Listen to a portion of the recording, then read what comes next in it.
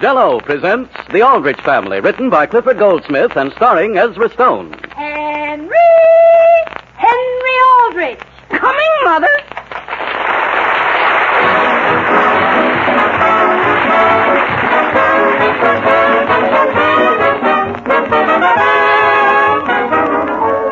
Now that autumn is on the doorstep, folks, the corner grocery store has begun to take on added color. Piled high on the fruit counter are heaps of shiny red-cheeked apples, yellow peaches, and big glossy grapes. Yes, sir, it's a mighty attractive sight. But even more inviting is the sight of a bright, colorful Jell-O fruit cup, made with some of these same apples, peaches, and grapes. Better yet, this swell dessert is wonderfully easy to prepare. You first arrange diced tart apples, seeded grapes, and diced peaches in sherbet glasses. Then make up one package of orange Jell-O according to directions on the box, and pour over the fruit. Then chill. And take it from me, friends, there is a real treat. A top-notch treat that you can serve either as an appetizer or as a dessert. You'll be surprised to find how delightfully the cool tang of orange Jell-O blends with the rich flavor of ripe summer fruit. How Jell-O makes a grand fruit cup taste even grander. So tomorrow, try this tempting Jell-O recipe. A combination of juicy red apples, tender golden peaches, rich purple grapes, and delicious orange Jell-O.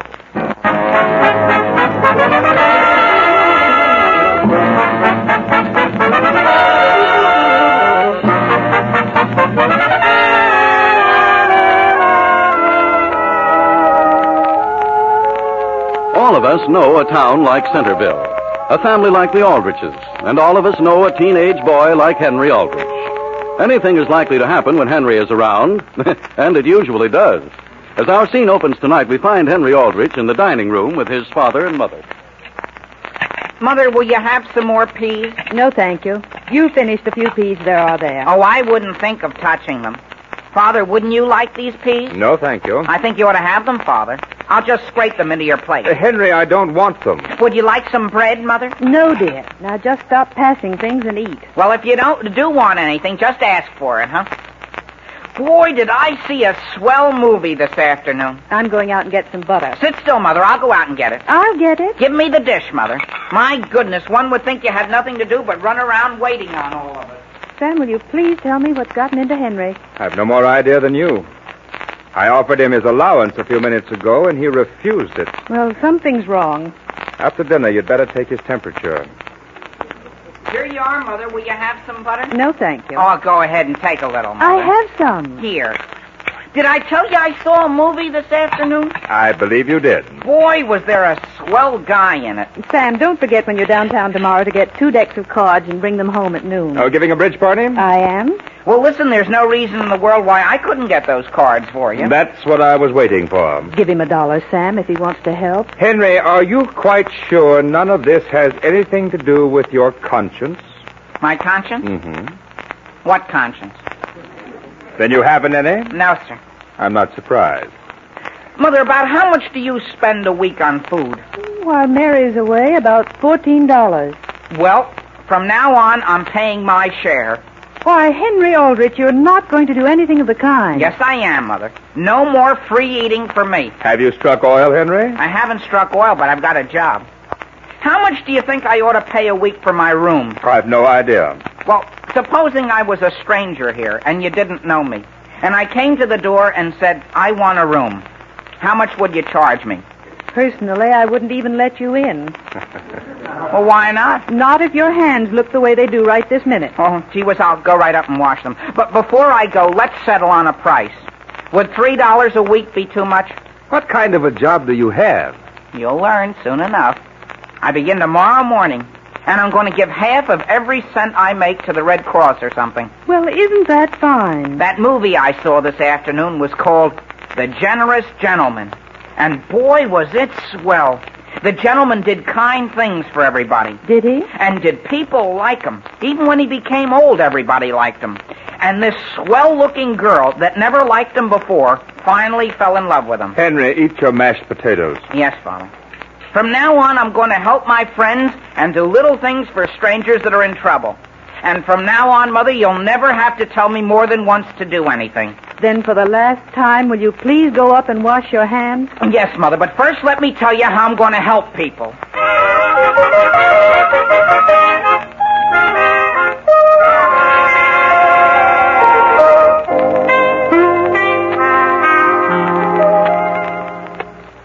Young man, have I ever seen you around this golf course before? Well, I've been around it. Ever had any experience caddying? Well, after all, there isn't much to carrying a bag of clubs, is there? If there were any other boys on hand, I wouldn't even consider you.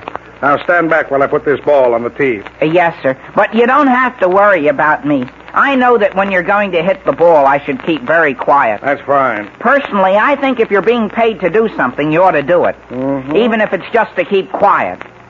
Do you want me to put that ball back on the tee for you? No, thank you. Just stand back. Yes, sir. And keep your eye on this ball when I hit it. I left my glasses at home. Oh, gee, I have wonderful eyesight. Good. Yes, sir. Everybody speaks about it. Have you seen the picture called The Generous Gentleman? Will you please stand back? I'd like to hit this ball. Or down there. Oh, I know who that is down there. What do you mean by yelling just as I swing? Oh, did I frighten you? I didn't make a terrible shot. Have you hit it already? Didn't you have your eye on it? Well, we'll find it all right. It might have gone over here to the left. What makes you think so? Well, we'll look to the left first and then work around. The reason I didn't hit it straighter is because of this coat. Would you like to have me carry your coat? All the way around the course? Gee, I don't mind a little thing like that, especially if it helps anybody. All right, here. I'll throw it right over my shoulder. Hello, Herbert. Hiya, Henry. I thought that was you. Boy, there are a lot of balls out on this course. I picked up 4s just since I got here. Kathy, have you found my ball? Not yet, Mr. Eddie, but Herbert says this is a very good place to look for them. Here it is, right here. Oh, have we found it? I thought it would be to the left. Let me have my mashie. Your mashie? Do you think that's the best one to use for a shot like that? I'd like my mashie. Yes, sir. And when I hit the ball this time, keep your eye on it. Yes, sir. No more talking. And this other young man, don't stand so near. No, sir. Herbert, have you seen a picture called The Generous Gentleman? Young man. Yes, sir. Herbert, shh. Why? He's about to swing the club. Oh, what's the name of that picture, Henry? Kathy, may I ask who this young man is? Oh, I guess I didn't introduce you, did I? This is Herbert. How do you do, sir? What are you doing here? I asked him to meet me here. What for? He wants to learn how to caddy. I told him the easiest way would be to watch me. I see. Well, supposing, Herbert, you go over and sit under that shady tree. Not the nearest tree, nor the one just beyond, but the one way over on the far side of the fairway. Yes, sir. Don't be hurt, Herbert. People that are new at this game are always easily upset. Young man. Yes, sir? Have you your eye on this ball? Yes, sir. Very well, then. Here goes. Gee whiz, what a sock. Where did it go? It hit that tree. Where did you learn to shoot so straight? I never made a shot like that before. I didn't think you should have used your mashie. The whole trouble is this sweater. Oh, that's all right. Just take it off. I'll carry it. You're sure you don't mind? Gee whiz, I'm here to serve you, aren't I? All right. Yeah. Give me the number 3 iron. The number 3? Yes, sir. Do you want me to roll that log out of your way? No, thank you. I'll show you how to put the ball right straight down on that green. Okay. And don't say a word. No, sir. Hey, Henry. Whiz, look at that ball travel, Herbert. Almost in a circle. That's the first time I ever made a shot like that. You know, Mr. Eddie, I had a feeling you shouldn't use that number 3. The trouble is my collar's too tight. Want me to take your necktie? You sure it won't be too much trouble? Gee, no, I'll just roll it up and stuff it in my pocket. Did you see where the ball landed? Yes, sir. Do you see that clump of trees to the left? Uh-huh. And that house on the other side of the road? Yes. Well, it went right in the yard of the house just beyond. How did it do that? Well, I guess you just laid into it. All right. Give me another ball there. I'll hit it on down. You go over and get that other one and meet me at the green. Yes, sir. Here you are. I'll run all the way. And don't come back without that ball. Oh, you don't have to worry. I saw exactly where it went, I think.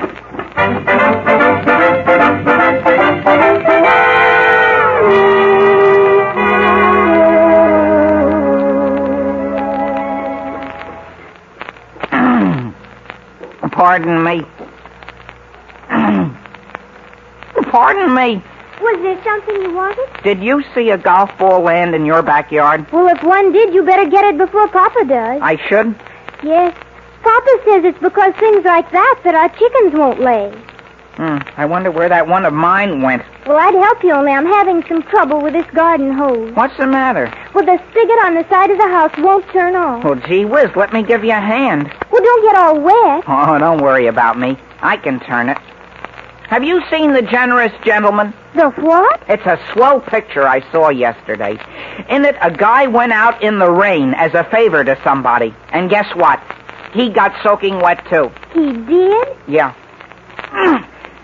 That's strange. Well, won't it turn off? You know, I think I can fix it. Say, isn't this your ball right here? So it is. Look, I think if I just slip the handle of this golf club into the spokes of the faucet, I can get a little leverage on it. Oh, my goodness, look at your shoes. Look, the club just fits in. Now. Oh, good gracious, look at what you've done to it. Imagine. I almost bent his number 3 iron double. Well, can you straighten it? I think I can. Fortunately, it's steel. There. Unless you held it right up to your eye, you'd hardly notice it had been bent. I'll try the faucet once more. Oh, now look at what you've done. Gee whiz, I broke it off. You don't have another faucet, do you? Oh, of course we don't. Do you have a telephone? No, we don't. Well, don't you have anything for an emergency like this? No. Well, I'll tell you what I'll do. I'll run over to the clubhouse and telephone for a plumber. But how about the basement? Oh, it's running right into it. I'll have someone here before you know it. Imagine this. What is it? I found $1 in my pocket. It's to get my mother some playing cards, but I can get them with the money I earned for caddying. Here, you take it. What for? To pay for the faucet. Why should you pay for it? Well, I broke it, didn't I? Here, go ahead. You take it. Well, thank you. I'll take these clubs and this sweater and coat, and I'll run every step of the way. Well, hurry. Goodbye, and I'm very glad to have been a help to you.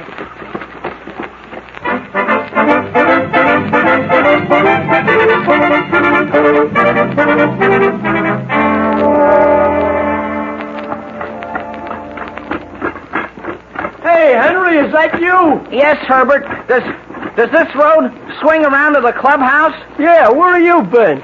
I've been busy. Well, Mr. Eddie says he needs you. I wonder whether I ought to help him a little before I put in that call. I see a ball, Henry. I'll see you later. Hey, buddy, Who's that? come back up here on the road a second, will you? My car's stuck in the mud. The only trouble is I've got a couple other things to do. Well, couldn't you lend a fellow a hand? You need some help? Yeah. Well, maybe I can assist you. Start your motor. No, don't start it quite so fast. Okay. Just start it real slow, see? Now, look, I'll tell you what. Back up until I stop moving my hand. You won't let me drop into the ditch, will you? Oh, no, there's some boards over it. Okay. Come on. Come on.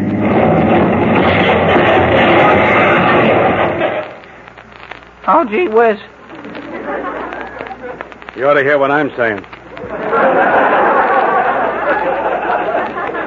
Mister, do you have a shovel? What would I be doing with a shovel? Well, you certainly need one. Wait a minute, here comes a car behind you. Hello there? Hello? Won't you please let me get by? Well, could you pull up against this gentleman and push? Oh, my goodness, I can't drive that well. Well, would you like to have me take the wheel? Oh, if it won't take more than a minute.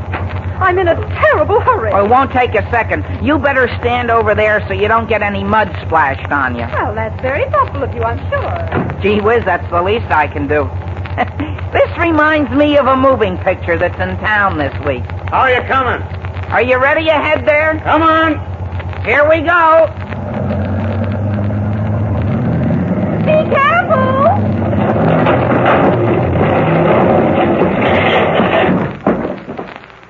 Isn't that strange? How far in are you? Even deeper than you. And what am I to do? Well, I'll tell you, miss, I've got to go to the clubhouse and phone a plumber anyhow. I'd be very glad to put in a call for a tow car at the same time. And in the meantime, I'm due downtown at court. You are? And if I'm not there, I have to forfeit $25. Well, my father's a lawyer, and I'll phone him, too, and tell him to go down and fix things for you. Are you sure he can? Oh, gee, he's like me. He likes to do things for people. In the same way? Well, I'll beat it over and phone right away. Well, my name is Mrs. McGill. Yes, ma'am. And the charges are for talking back to an officer. Yes, ma'am. And if you get a chance to see that picture of the guy that was so nice to everyone, don't miss it. Henry, I thought you were going to see Mr. Reddy. Herbert, will you go over to the clubhouse for me? I can't, Henry. I'm finding too many balls. You are? Sure, I just sold 6 to Mr. Reddy. Well, where is he? You go right through those trees there into the underbrush. Okay. And then go straight through to the swamp. Okay. Tell him he's foolish to look in there, though. I've already cleaned that part out. Mr. Eddie! Oh, Mr. Eddie! Where have you been? I just want to tell you I'll be right back. Where are you going? To call a plumber. What for? I got a lady in a ditch. How did you get a lady in a ditch? I was trying to get another guy out. When? Right after I busted a faucet for a girl. What faucet? The girls!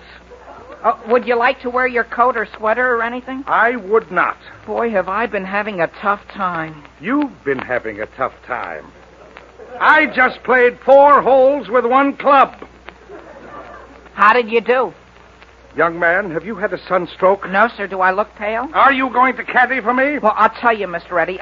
I'll give you 2 more clubs. That ought to hold you while I go up and phone. Oh, no, you don't. You caddy now or never. But you don't realize the position you're putting everyone in. Come here with that bag. I can't help them. You're going around with me if I have to drive you around with this club.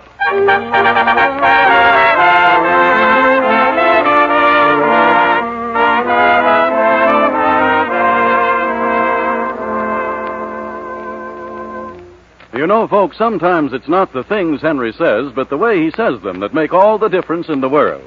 And that's true of a lot of things we all say. Take the simple phrase, oh, yes, and just notice what a variety of meanings a person can put into it. For example, suppose you were invited out to dinner, and your hostess asked you if you had ever heard of Jell-O. Your answer would be as follows, oh, yes. Then when she informs you that there's to be Jell-O for dessert, you might say eagerly, oh, yes? And later, when she asks you if you want a second dish, your reply is sure to be, oh, yes. So you see, friends, it does make a big difference the way you may say a thing. Now, that's true when you say, oh, yes, to a second dish of Jell-O. And it's just as true when you order a package of Jell-O at the store. Bear that in mind, ladies and gentlemen, and the next time you ask the grocer for some Jell-O, don't just say, I want some Jell-O. Say, I want Jell-O. Then you can be sure of getting genuine Jell-O. And Jell-O's famous extra-rich flavor. Because Jell-O is a trademark, the property of General Foods. And those big red letters on the box assure you of getting America's favorite gelatin dessert, Jell-O.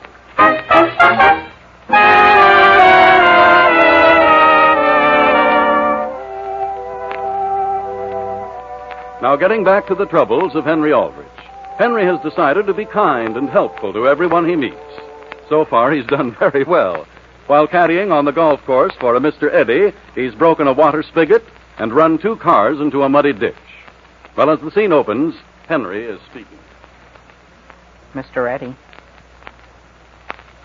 Mr. Eddie, as soon as you've knocked the ball over this water hazard, could I just run up and phone? Give me my number 3 iron. Your number 3 iron? Isn't that the one you used that took me away for so long? May I have it? Yes, Mr. Reddy. Then may I put in that call? Stand back, please. Yes, sir. You know, if I hadn't left my glasses behind, I'd swear this club was crooked. You really think so? Henry! What, Herbert? Which way's he going to hit that ball? Over the water hazard, and you keep away from it. Come here, Herbert. 4. Boy, what a shot. That wasn't his ball. That was the head of his club. I never did a thing like that before. Gee, they certainly make clubs poorly nowadays. Give me my number 2 iron. Mr. Eddie, I really think you ought to let me pay for that number 3. What became of my ball? Herbert, put that ball back. I just wanted to see whether it was his. Whose did you think it would be? It's yours, all right. Herbert, could you step over here to one side a minute? What do you have? Now then, let's see what this iron does. Listen, Herbert, I want you to go to the clubhouse and put in 3 phone calls. If they won't let you, say it's for Mr. Eddie. 1 call is to a plumber to shut off some water. 1 is to a garage to talk.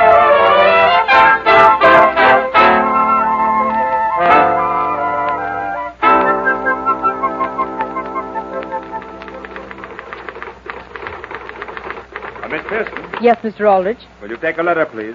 Mr. Aldrich, while you were out to lunch, a young man by the name of Herbert Thompson telephoned. Herbert. Oh, Henry's friend. What did he want? Well, the fact is he seemed rather confused. At any rate, you're to go down to court at once and help get Hen-ree out of trouble. What kind of trouble? All I understand was your son has talked back to some officer. That's a fine thing. I can't possibly go down. I'm scheduled for a conference. Impertinence to an officer, huh? What did he say to him? I don't know. Well, Henry can just stay down there. I don't believe in interfering with the law. I understand if you don't straighten things out, the fine will be $25. $25?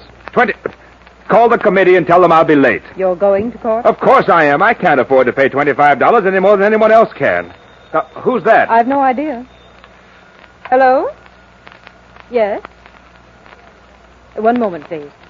Mr. Aldrich, I have a message for you. Who is it? Mrs. Aldrich says she has a whole house full of guests waiting to play bridge, and there aren't any cards. Didn't Henry get them? He doesn't seem to have. Well, here, take this $1, close up the office, and get her some cards.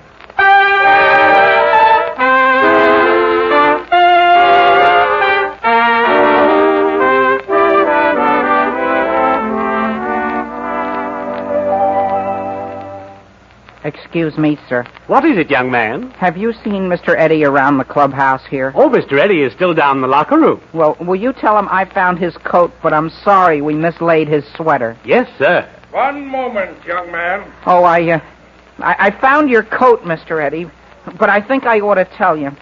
The fellow with the lawnmower ran over one of the sleeves. He did. Well, I'm not surprised. But, Mr. Eddie, all I was trying to do when I carried it was to help you. Yes. I was trying to serve you. Here's 50, 75, $1. Now, let's just forget that we ever even met. Well, frankly, I don't feel I should even take the money. Just take it and let's not say anything more about it. There's just one thing for which I suppose I ought to thank you. What's that? For 15 years, my wife has been trying to get me to give up golf. Today, I'm giving it up. Forever? Forever. Well, I'm certainly sorry. Let's not discuss it anymore. If we ever meet on the street, let's not even speak to each other. Yes, Mr. Eddie. Now then, do you think you can do one more thing for me and do it right? Oh, yes, sir. Anything you say. All right. Go around in front of the clubhouse and tell the boy to bring my car here. Yes, sir. But don't you go near the car. Don't you even touch the car. No, sir. And where will you be? Here? I will be right over here at the desk, talking to Mr. Blodgett. Oh, yes, sir. Did you want me, Mr. Eddie? I do. Something gone wrong, Mr. Eddie? Wrong? Wrong? I just want to tell you what I think of the way your entire club is run. Did something in particular go wrong? I hire a caddy to look for my golf balls, and I spend my whole day looking for my caddy. Well, Do you know what my score was? 185. well. I usually do it in 120. And then to add insult to injury, I come into the locker room looking forward to a shower. Oh, just a minute, Mr. Eddie. That's something I want to Don't say. interrupt me.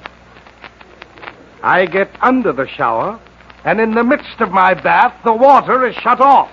Completely shut off. Well, that's what I want to explain. It's something over which we had no control. Through some misdirection, a plumber came here and, unknown to us, shut off all the water in the clubhouse.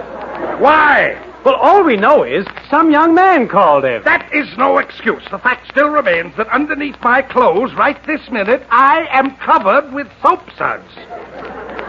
Well, I'm very sorry. Sorry. Did you ever walk around with suds on you? Oh, no, sir. Try it sometime.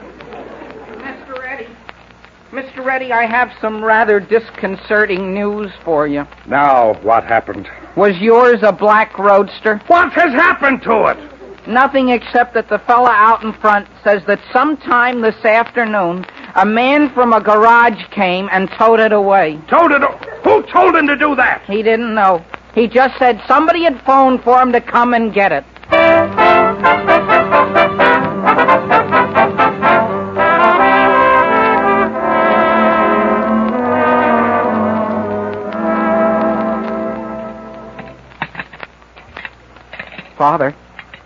Father, would you like some more butter? No, thank you. Are you sure you're going to have enough? Henry, if I were you, I wouldn't bother your father anymore. Oh. Is he tired, Mother? He is. Both tired and embarrassed. Did something go wrong? Not a thing.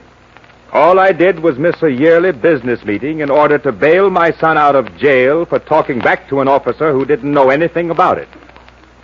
Father, that was entirely Herbert's fault. Oh, no. No, it wasn't. It was your fault. Trying to be kind to someone you didn't even know. Well, it's a funny thing, but things didn't work out like this in The Generous Gentleman. Did the generous gentleman forget to bring cards for his mother's bridge party? Mother, I'm going to pay you back that $1 you gave me for the cards. I really am. I'd give you what I earned this afternoon, only I paid that to Mrs. McGill toward her fine. You gave your $1 to Mrs. McGill? Yes, sir. And I told her if there was ever anything I could do to help her, I'd be very glad to. And what did she say? She said she was quite sure there wasn't a thing I could do. Oh, I'll answer the phone, Mother. Just eat your dinner. I'll see who it is. Yes, Mother. Hen-ree, when does school start? In a few days. Why? No reason. I was just wondering. Is there anything I can pass you, Father? No, thank you. Gee, the more I think about how Herbert balled things up today... Henry, do you know a Mr. Eddy? Mr. Eddy? Yeah, in a way. Why? He just phoned. For me? Does he want me to caddy for him tomorrow? He wants to know whether you have his necktie. Oh, gee whiz, I've got it in my pocket. I'll take it to him tomorrow. He said you're not to take it to him. You're to mail it to him. Well, that's certainly very thoughtful of him, because I'd planned to do something else tomorrow. What? Well, I wasn't able to give the Red Cross any money today, and I thought I'd go over and help them instead. Here, Henry, is $1. $1? What for? For the Red Cross. They're having enough problems without your going over and helping them.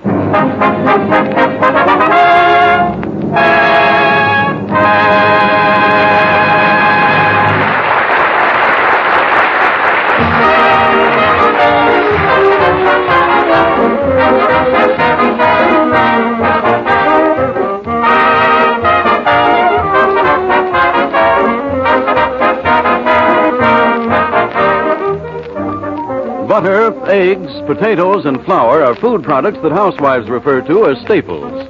Foods that have a variety of uses and must always be kept on hand. And the same definition fits Jell-O and Jell-O puddings, too. They're really what you might call staple desserts, because they're so handy, so easy to adapt to different recipes, that they've won an established place on the average pantry shelf. You'll find that Jell-O and Jell-O puddings are simple to make, inexpensive, and truly delicious. So ask your grocer for both of these swell desserts tomorrow. Jell-O and Jell-O pudding.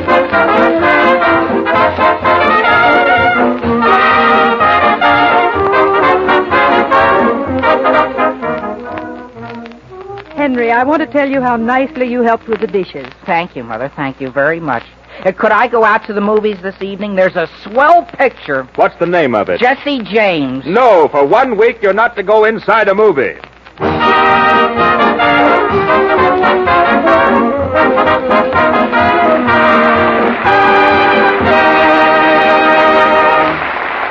The Aldrich Family, starring Ezra Stone, is written by Clifford Goldsmith. Original music is composed and conducted by Jack Miller.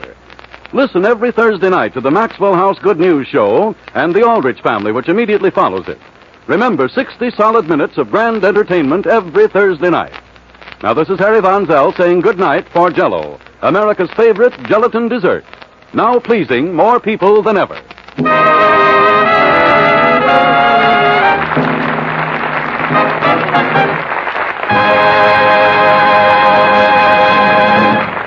This is the National Broadcasting Company.